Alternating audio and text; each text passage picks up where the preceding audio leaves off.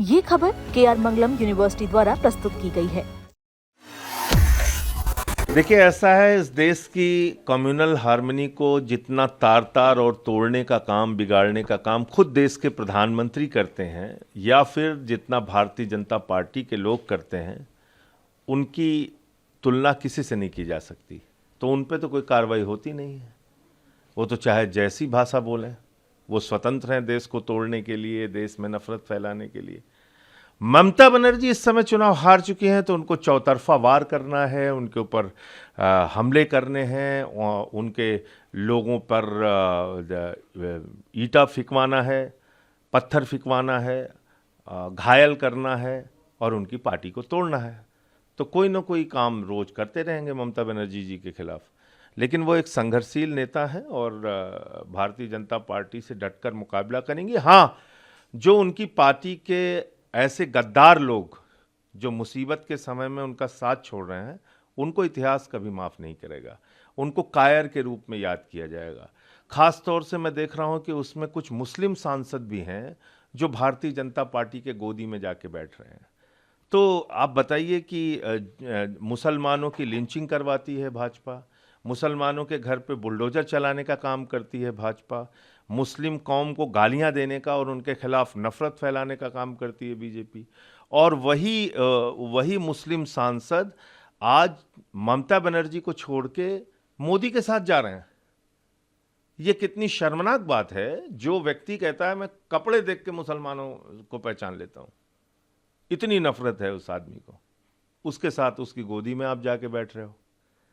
तो क्या मुंह दिखाओगे अपने क्षेत्र के लोगों को? क्या मुंह दिखाओगे अपने कौम के लोगों को? और भाजपाइयों को भी शर्म नहीं आती? जब मुसलमान सांसद बीजेपी में टीएमसी में रहता है तो बीजेपी वाले इसको गालियां देते हैं, अंधभक्त कहते हैं, इसको नफरत करो, इसके ऊपर ईंटें फेंको, इस पे मुकदमा लगा के जेल में डालो। जिस दिन वो बीजेपी की गोदी में बैठ जाता है, बिल्कुल अच्छा हो जाता है। ये क्या तरीका है? इसी सयानी घोष को भाजपा के नेता ने कहा था 1 करोड़ रुपए देंगे, इसका सर काट के दे दो। बीजेपी के नेता ने कहा था। अब आज वो बीजेपी के साथ जा रही है, सब ठीक है। तो ये बात समझना पड़ेगा इस देश के लोगों को और खास तौर से अंधभक्तों को, गोदी मीडिया को, कि जो नरेंद्र मोदी नाम के शख्स हैं उनको किसी से कोई समस्या नहीं है। माफिया हो, गुंडा हो, बदमाश हो, भ्रष्टाचारी हो, सबको अपनी पार्टी में लाके वो वॉशिंग मशीन में धुल के साफ कर देते हैं।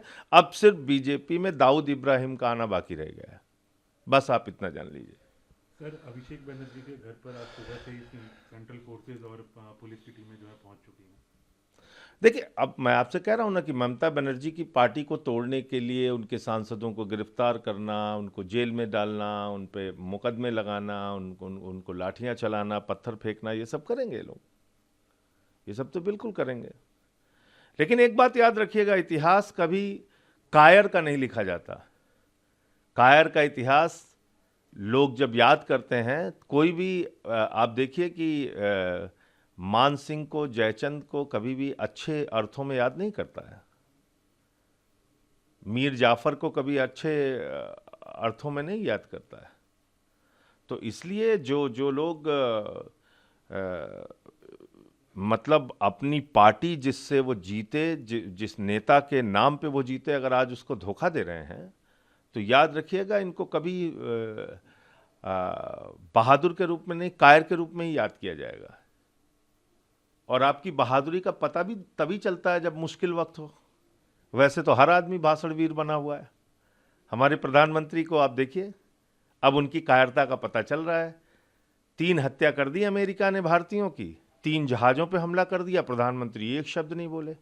अभी केजरीवाल को गाली देना हो, देखिए कितना शानदार गाली देगा प्रधानमंत्री। तो ये है।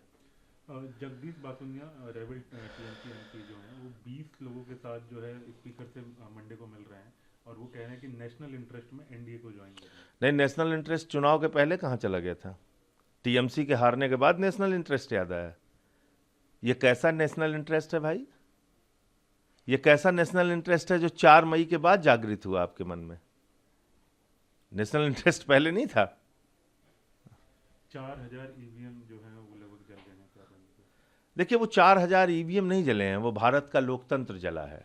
और एक बात याद रखिएगा कि अब अगर यही चलता रहा तो ये जो भारतीय झूठा पार्टी के लोग हैं, ये गड़बड़ियां भी करेंगे, ईवीएम भी जलाएंगे, सारे सबूत मिटा देंगे। अब आज की तारीख में मान लीजिए कोई पिटीशन होता है और कोर्ट कहती है भाई ईवीएम की जांच करो, तो कैसे ईवीएम की जांच होगी?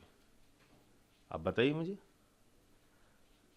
तो घपला घोटाला वाला तो सब जल के खाक हो गया सबूत।